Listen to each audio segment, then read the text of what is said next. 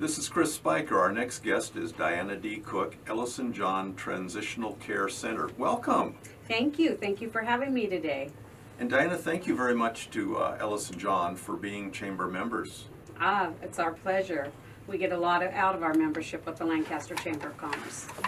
And you're an old timer in the Antelope Valley. Your family is. Yes, been here for a very long time. I've been in the Antelope Valley for 62 and a half years. Wow. Yeah, it's a long time. So what do you do over at Ellison John? And that's that facility, it's on 10th Street West. Correct. It's just north of Avenue K and south of J8. It's the old Lancaster Community Hospital grounds. But that building, Lancaster Community Hospital, was taken down to the ground, demolished, and our owner bought that property and built brand new. I was there for the grand opening. You sure were. It was a great outcome. It was an amazing event. And the owner was there. Yes, he was. And I was just so impressed with how much he thanked the city of Lancaster for helping them with everything, every step of the development and the process. Right. He has a very grateful heart, and he wants to be a part of the community, not just doing business in the community, but be immersed and be a help to our community, which for me was very refreshing. It was part of my pull and why I wanted to be there, is to work with such a great team like that. And in fact, the Ellison John's name, I don't know if you heard this story before, but how it came about, originally it was supposed to be called Premier Health and Wellness Center. And then it became the Ellison John Transitional Care Center. And it was named that because an employee that had worked for our owner, Jose Lynch, she had had a baby, and the baby passed away very soon after birth. And that baby's name was Ellison John. So our incorporation name still remains Premier Health and Wellness, but our DBA and what we go for and what we're branded as is the Ellison John Transitional Care Center, and it's named in honor of that baby.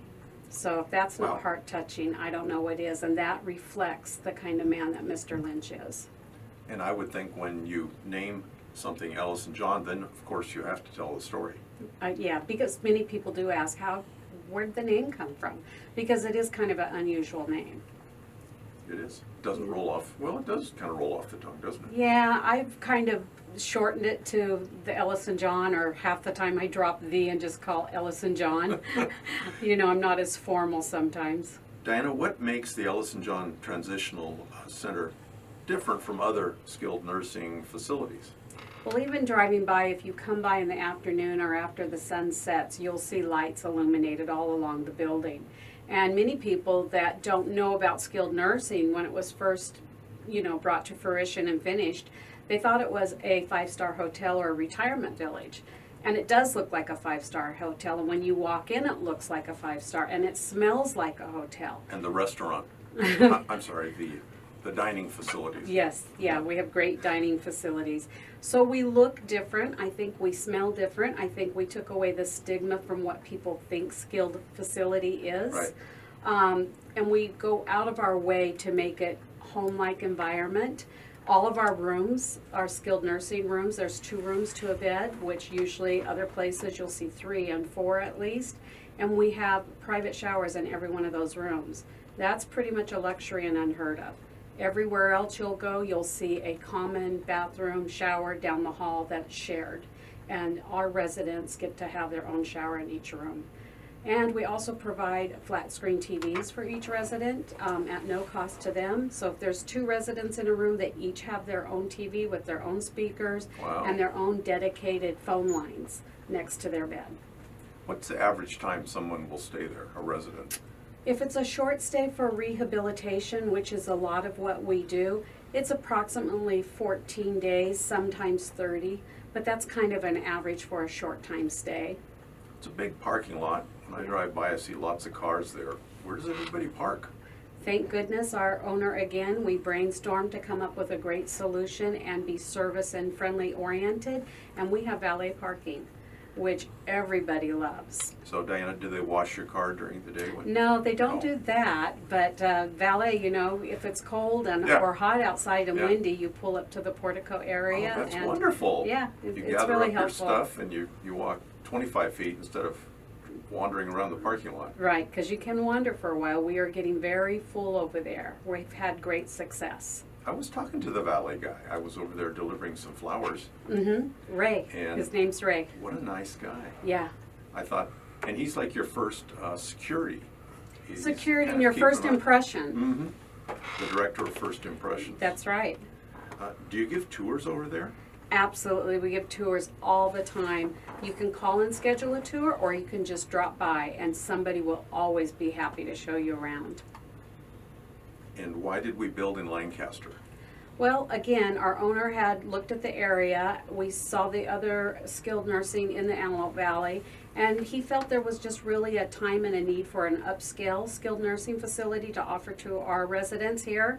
And more important than that, with the Ellison, John, is the subacute unit. And subacute means we take tracheostomy and ventilator dependent patients from the hospital up to February 1st when we just got opened.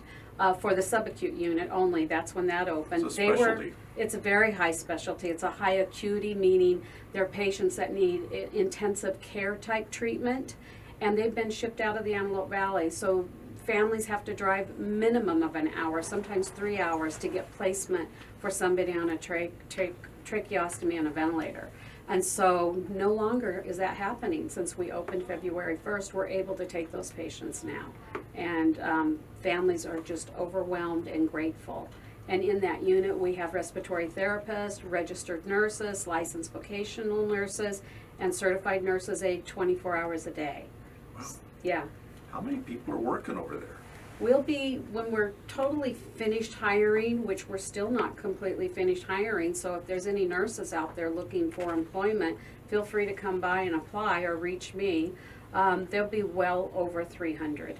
So we're going to be a big employer in the Antelope Valley. 300 employees and there's Plus, like plus. How many beds? We have 170 beds. When I was calling around for the flowers, Uh-huh. I just was amazed. I thought you had maybe 40, 50 beds. Yeah, we have more than some hospitals have. And the nurses, so these are just skilled nurses with experience, but do you ever hire any of the young people that are coming out of the medical colleges? Yes, we hire a lot of those certified nurses aides, and then we'll mentor them and train them and give them their opportunity.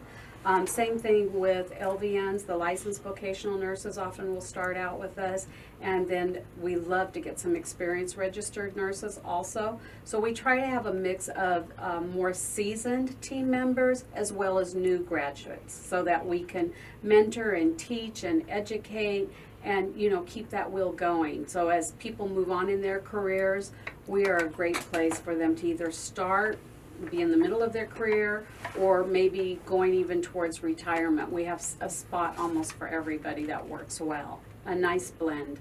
That is a huge crew. I mean, that's a Yeah. job, that's a task in itself, It isn't really is. organizing everybody. Mm-hmm.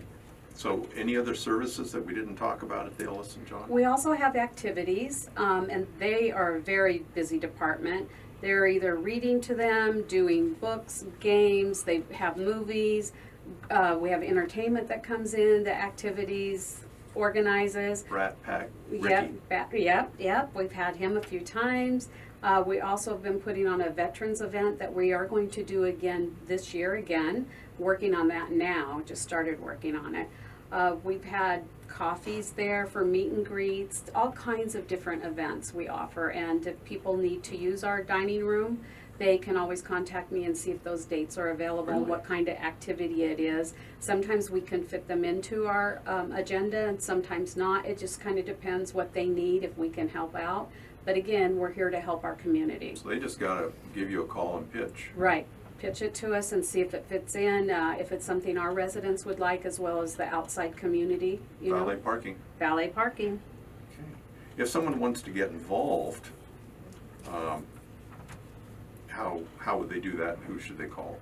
Well, they should call me, or they can call Ellison John and ask for me, or talk to anybody else that will get the message to me, because recently, very recently, I started a volunteer program. And so we are looking for volunteers to join us and be part of our team members. A lot of the residents, which people call patients, we call them residents, they might not have visitors. They might want somebody to read to them or just visit with them. So we are always looking for volunteers, and they can reach out to me, and they can call Ellison John at 661-494-8600, ask for Diana, and I'd be happy to talk to them about those opportunities to volunteer.